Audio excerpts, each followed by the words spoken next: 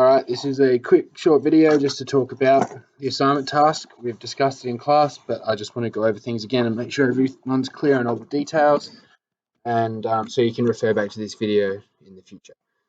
So this is assessment task 4. You're making a documentary worth 25% of your grade. So you've done 4 assignments, each one's worth 25%, totaling 100%. You're working in groups to make a documentary. The final is due in a month from now, so for a bit over 4 weeks. I think that's a Friday, maybe. The 22nd was 22nd of June. Monday, the 22nd of June. So that's week. I think it's week 9. And the draft is due on the 11th, so that's Thursday, 2 weeks beforehand. So when you click on this is the task sheet with all the details that I want you to read in depth. And there's a few little overview details here. So click on the task sheet and you'll see this document here. So this is assessment task 4, making a documentary, working in groups. You're working collaboratively to produce a short documentary. You will need to provide evidence of your planning and preparation, highly refined production skills, and editing techniques and procedures. So the task is, I'll just read this out. In groups no larger than 4, investigate a topic relating to the United Nations 17 Sustainable Development Goals. We talked about this in class, but this link gives you details about what they are if you want to go back to them. Determine an angle. So you need to choose one of those Sustainable Development Goals and come up with a topic that relates to that. Then you'll determine an angle, which is a targeted focus of your production. So it's first the topic is the broad topic, and then the angle is the more specific like approach or the argument that you're trying to put forward. So if your topic is poverty, then your angle or your argument might be that poverty is a huge issue in South Australia. So you choose your sustainable development goal, your topic, and then you choose your angle, your targeted argument. Then you'll need to research secondary data, so finding information that's already readily available. This means like reading articles, looking for statistics, reading facts, and information that's readily available on the internet to compile a good amount of secondary data to use in your documentary. Then you need to gather primary research. So this is done through interviews and vox pops, and I'll talk about that in a minute. And then you would need to include voice to camera footage with voiceover. You'll need to piece your video together using video editing software, and your final submission will include interview transcripts, evidence of planning, your storyboard, and the finished documentary. So it's due 4 p.m. Monday, week 9. That's the 22nd of June. This page here is a checklist of all the things that you need to do for this assignment.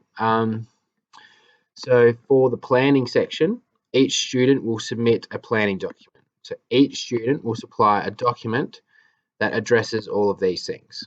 So every person makes a document and then answers these questions in the document and call it your planning document. And every person will submit that.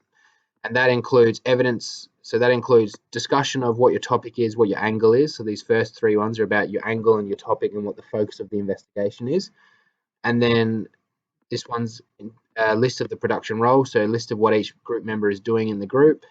Then you do a detailed storyboard that shows attention to film techniques. So not just silly pictures, but pictures that have relevance to shot types and camera angles and an incredible amount of detail, so that I could be able to just look at your storyboard and be almost entertained in a way just by reading it, and be able to picture what's actually happening rather than just images that don't really show much. And then you need to provide evidence of thorough research into the topic. So like your resources, your references, your bibliography, any quotes and things you found in your secondary research, and then evidence from your primary research, which is interview transcripts and surveys and that sort of stuff.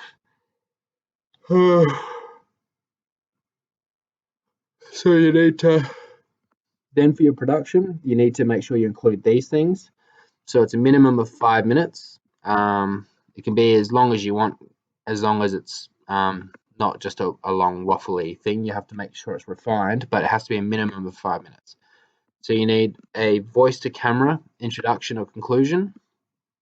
So this is where you have a reporter or a host or like a narrator, whoever you've got like as the main sort of face of the documentary, providing an introduction to the topic. So this would be generally at the beginning, where you'd have a person standing, looking at the camera, talking and introducing the topic, and then also at the end concluding, standing, looking at the camera, concluding, discussing the main points and evaluating the argument. So same as an essay, you have introduction, conclusion. This is I want to be done through a voice to camera scene, and this, it can be done creatively. It doesn't have to be the very first opening sequence. You could have maybe a reenactment or something going on first, and then you have your introduction. Some people do, some documentaries and films do that sort of thing, but there still has to be an introduction. So it doesn't have to be, as I said, it doesn't have to be the very first sequence or scene, but it does have to be an introduction early on.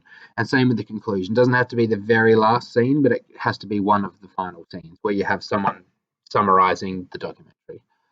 Then you need minimum one interview with a talent or a person that will provide expert information related to the investigation. So you have, that's where you have a sit down interview with someone of prominence or importance who will be able to supposedly be like an expert and provide that ethos, that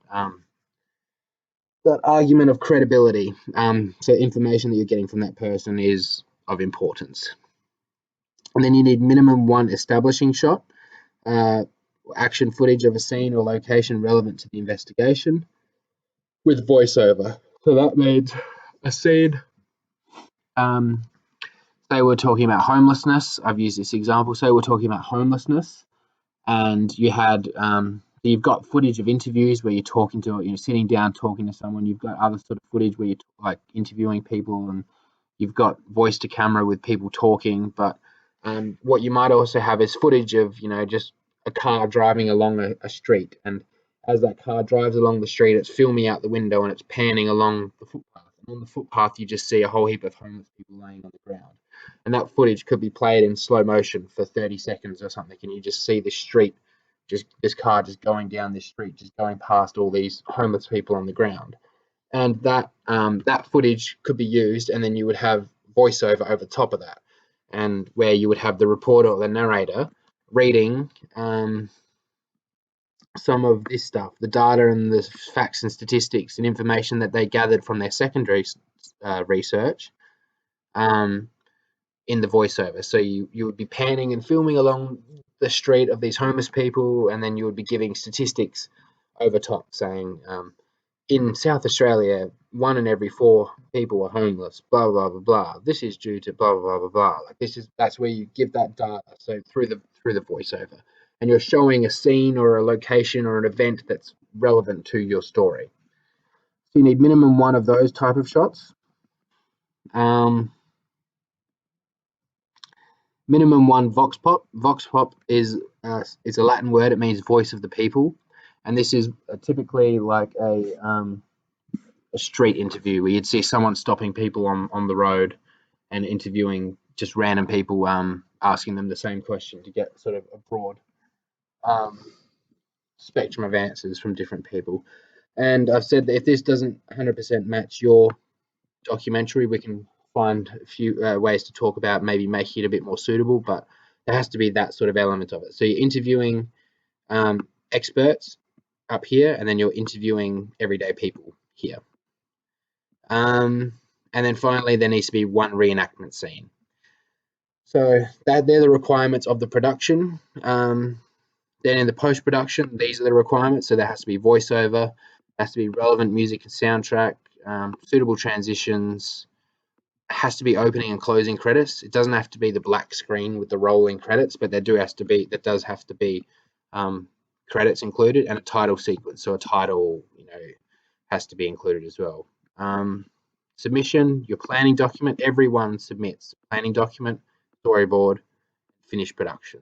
So you might have all 4 people in the group have the exact same stuff, but everyone has to submit it. If you don't submit, you fail. So although it's a group assignment, you are being assessed individually. So each person has to tick these 3 boxes when they submit. Every person. If you miss one, you fail. So make sure you submit all 3 of those things. And finally, as a tip, I would like you to think about the type of documentary you want to make, and then watch trailers of professionally made documentaries that are similar to the genre or to the type of documentary that you want to make, and like famous, like well-known documentaries, look them up and watch the trailers and look at the way that they've used film techniques, the way that they've incorporated like soundtrack and the sequencing and the structure that they follow, and also how they use this stuff to build suspense and to create drama, and then try and incorporate that into your own work as well. So this is the assessment criteria. I won't go into that. You can look at it in your own time. It's pretty straightforward. But each one of these, 1, 2, 3, 4, 5, is what each one of these are. So this is number 1, number 2, number 3, number 4, number 5. So it's saying that in the first one, you're getting marked on the structure and the features. So to make sure you're making a documentary production that has conventional structure and includes the key features that we've talked about, like tools of persuasion and essay format structure, that sort of thing.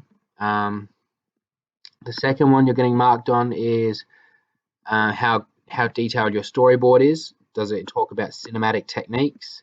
And have you provided evidence of your preliminary research? Have you statistics, facts, articles, that sort of stuff? So how well you've researched and planned is the second one. The first one is how good the structure is. The third one is the use of cinematic techniques. So your film techniques when you make the documentary, how well you've used film techniques, lighting, shot types, camera angles, those sorts of things, how you've used them, and how you've used them in relation to your theme. So not just throwing random shots in there, but doing them in a way that contributes to the message or the theme that you're trying to portray. Number 4 is editing, the quality of the editing and how appropriate it is for the production that you're making. And number 5, you're getting marked on your ability to work collaboratively. These are the assessment criteria, what you're getting marked on, so make sure you pay attention to that. Make sure you're doing this, looking at examples to copy, and make sure every person does this. So use this checklist and make sure you've done everything by 4 p.m. Monday, week 9. Okay.